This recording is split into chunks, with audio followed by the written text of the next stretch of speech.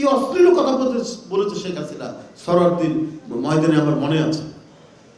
কত কিছু নিয়ে বলেছে, বলে আবার নিচে যারা বসে আছে আওয়ামী লীগের নেতাদের, কি আপনারা মিটমিট করে হাসেন কেন?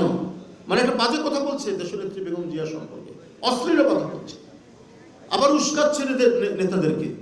মানে একেবারে গ্রাম্য বস্তি বাজে টাইপের মানুষরা যে কাজ করে, যে ধরনের আচরণ করে সেই ধরনের।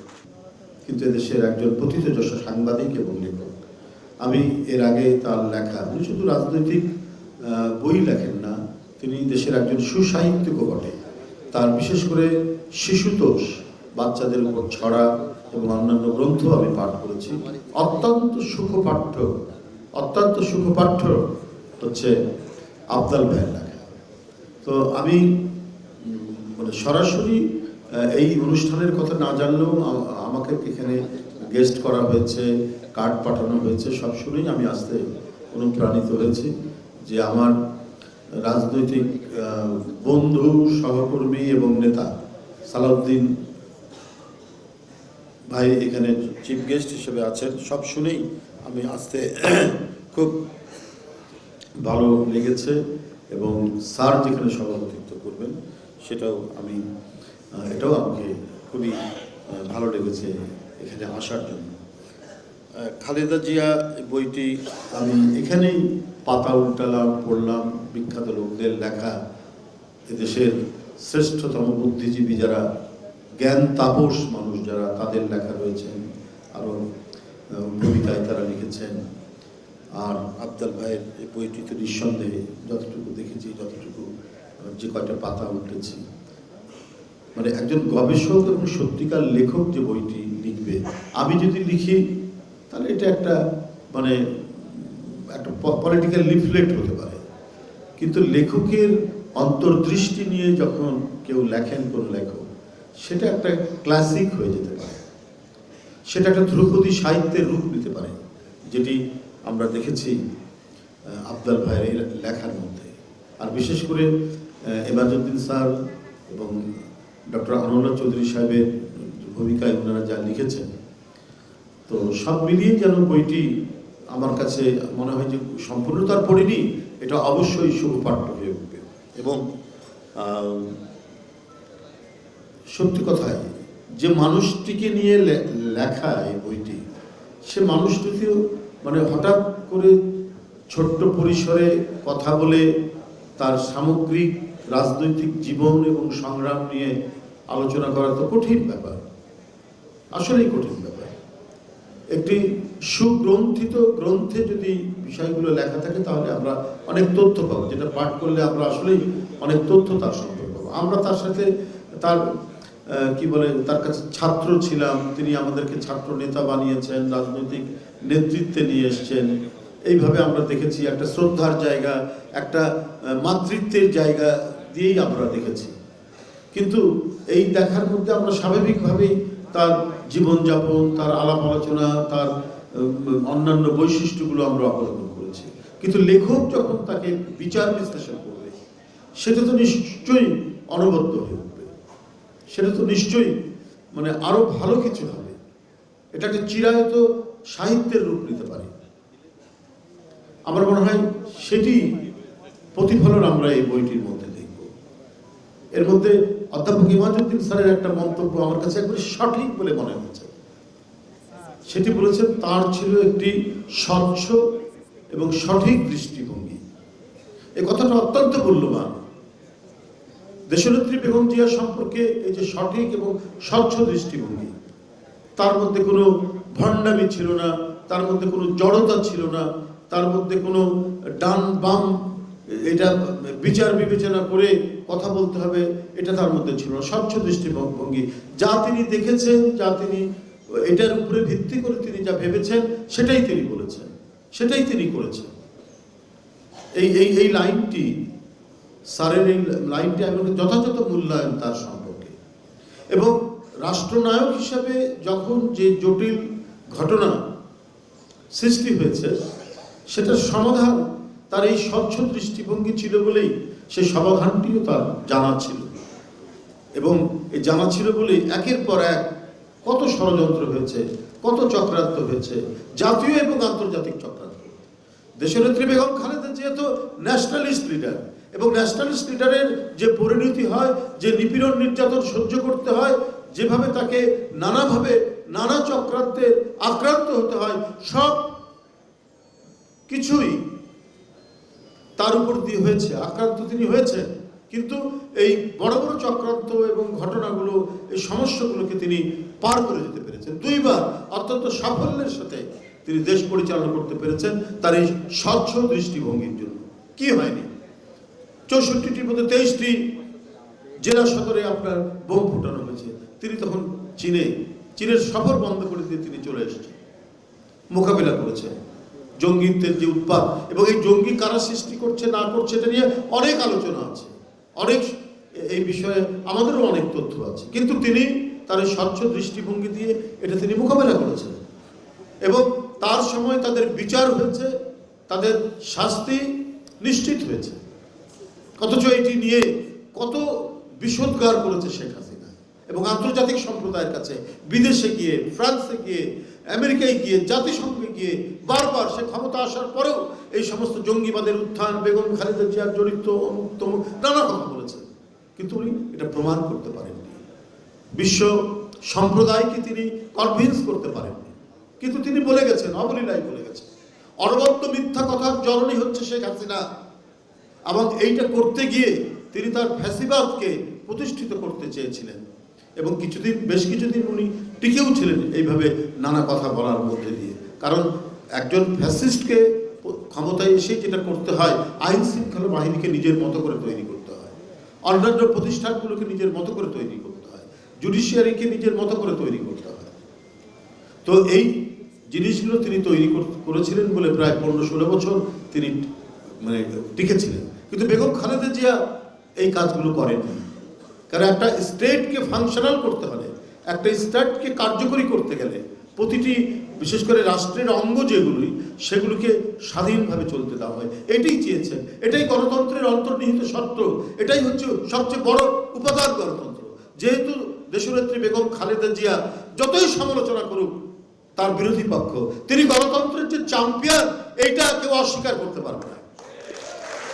সুতরাং তার মধ্যে গণতন্ত্রের যে মৌলিক শর্তগুলি আছে, সেই শর্তগুলি তো সবসময় সজীব, প্রাণবন্ত এবং জীবন্ত থেকেছে। এই কারণে তিনি জুডিশিয়ারিতে হস্তক্ষেপ করেনি। তিনি প্রধানমন্ত্রী,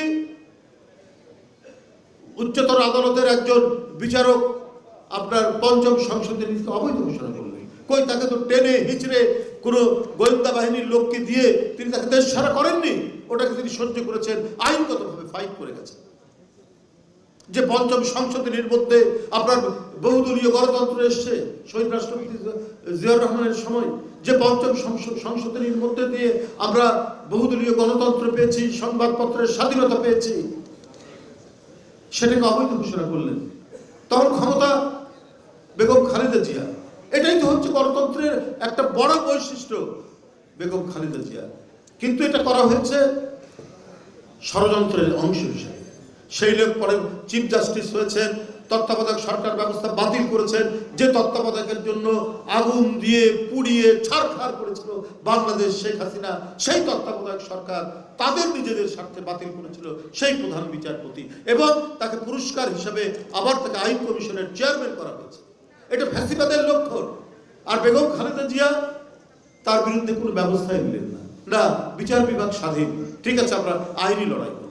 আমাকে কিছু বিএনপির বুদ্ধিজীবী খুব ক্ষোভ প্রকাশ করে বলছিলেন যে শিল্পকলা একাডেমির ডিজি ওই সময় একজন ছিলেন, উনি নাম করা সাংস্কৃতিক ব্যক্তিত্ব, কিন্তু একটু আওয়ামী মনা। তো তারা বেগম খালেদা জিয়াকে বলেছেন যে একটা আওয়ামী মনা লোক শিল্পকলার ডিজি। তো ম্যাডাম বলেছেন যে দেখুন, আমি প্রধানমন্ত্রী, এই দেশে কি আর অন্য কোনো আদর্শের মানুষ কেউ কোনো চাকরি করতে পারবে না? তো তারা খুব ক্ষুব্ধ হয়ে চলে এসেছিলেন যে আমরা সব বিএনপির লোক, আমাদের এত কবি সাহিত্যিক আছে, কিন্তু কেন এটা? কিন্তু আমি এই কথা সাইড দিয়ে শুনছিলাম, আমি কিন্তু গর্ববোধ করেছি যে এটাই তো হচ্ছে একটা ডেমোক্রেটিক লিডারশিপ। কিসিঞ্জার ছিলেন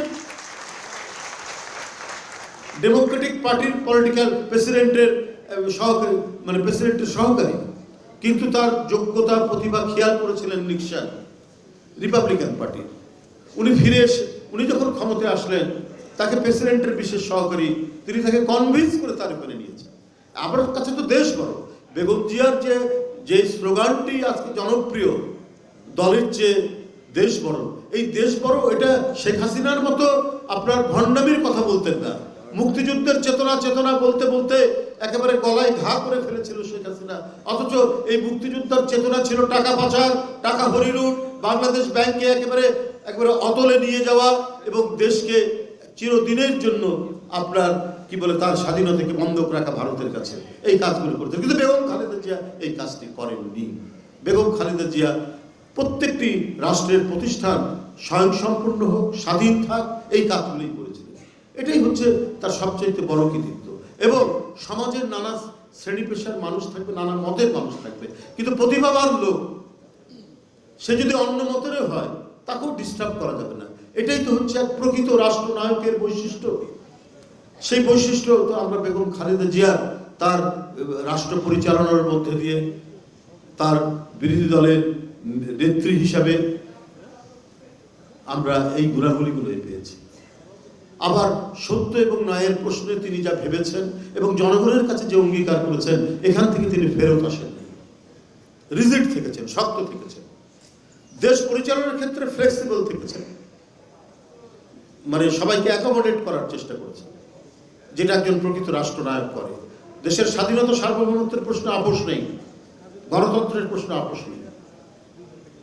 উনি তো বিধ্বংসী আন্দোলন করছে, কিন্তু তত্ত্বাবধায়ক সরকার ব্যবস্থা মেনে নিয়েছিলেন এবং ওইটার উপরেই তিনি থেকেছেন। তত্ত্বাবধায়ক সরকার ব্যবস্থা তো বিলুপ্ত করেননি যে তোরা এইটা এইভাবে করেছিস, আমি এটা বিলুপ্ত, আমি ক্ষমতা আসলে বিলুপ্ত করব না। তিনি যখন এটা মেনে নিয়েছেন, বিলুপ্ত করেননি। তো একটা গণতান্ত্রিক চিন্তা চেতনার যে মানে তিনি যে ধারণ করতেন নিজের বুকে, এবং সেটা যে সত্যিকার ভাবেই যে ধারণ করতেন, সেটা তার কর্মের মধ্যে দিয়ে, তার জীবনের মধ্যে দিয়ে প্রকাশ করেছেন। আরেকটা হচ্ছে যে আমরা কাছে থেকে তো দেখেছি কি অসাধারণ বৈশিষ্ট্য। কোনোদিন তাকে যারা আক্রমণ করছে, কি অশ্লীল কথা বলেছে শেখ হাসিনা সরারদিন ময়দানে, আমার মনে আছে, কত কিছু নিয়ে বলেছে। বলে আবার নিচে যারা বসে আছে আওয়ামী লীগের নেতাদের, কি আপনারা মিটমিট করে হাসেন কেন? মানে একটা বাজে কথা বলছে দেশনেত্রী বেগম জিয়া সম্পর্কে, অশ্লীল কথা বলছে, আবার উস্কাচ্ছে নেতাদেরকে। মানে একেবারে গ্রাম্য বস্তি বাজে টাইপের মানুষরা যে কাজ করে, যে ধরনের আচরণ করে সেই ধরনের।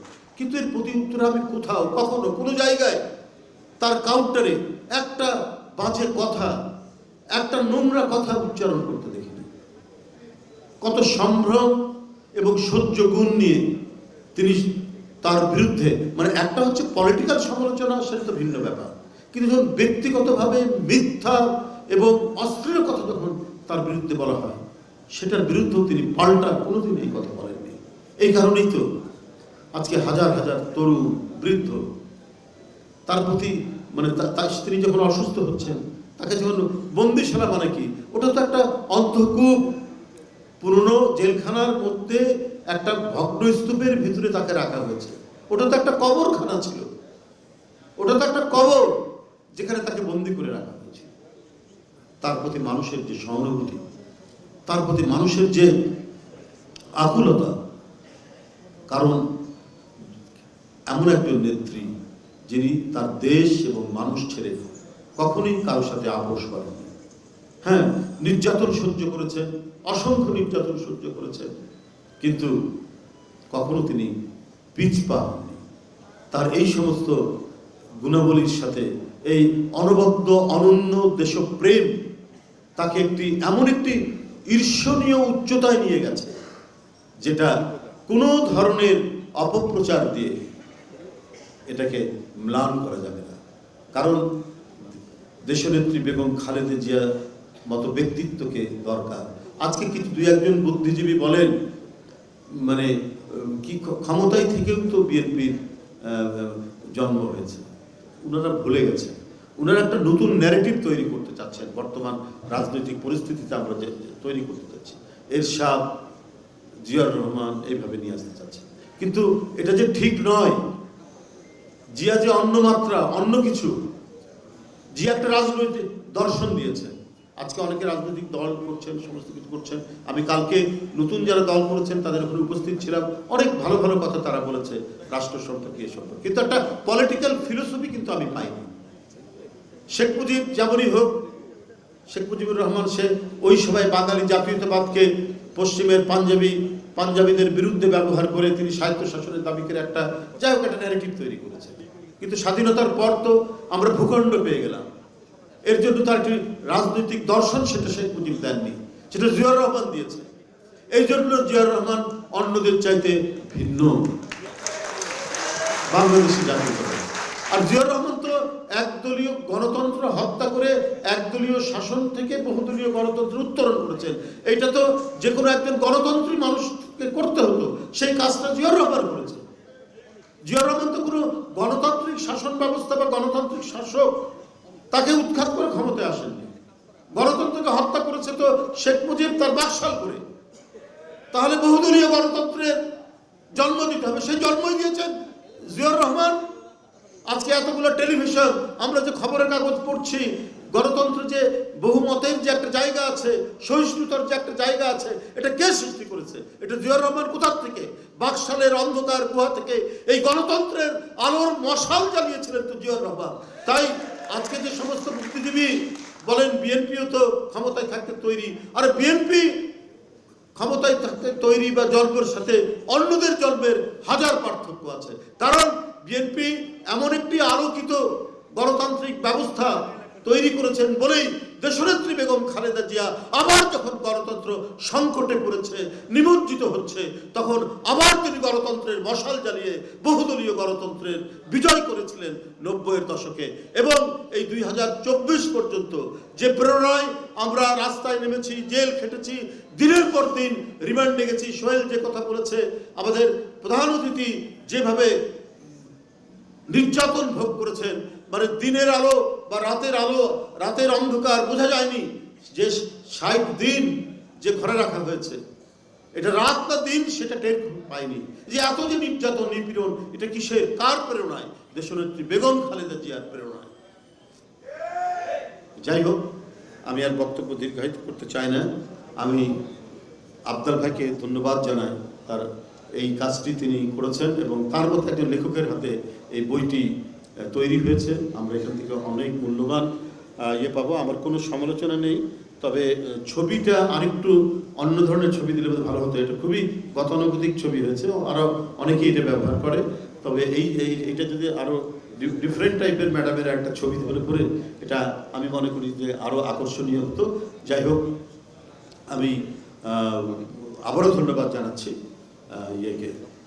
আফজাল ভাইকে, জানিয়ে আমার বক্তব্য শেষ করছি। খোদা হাফেজ।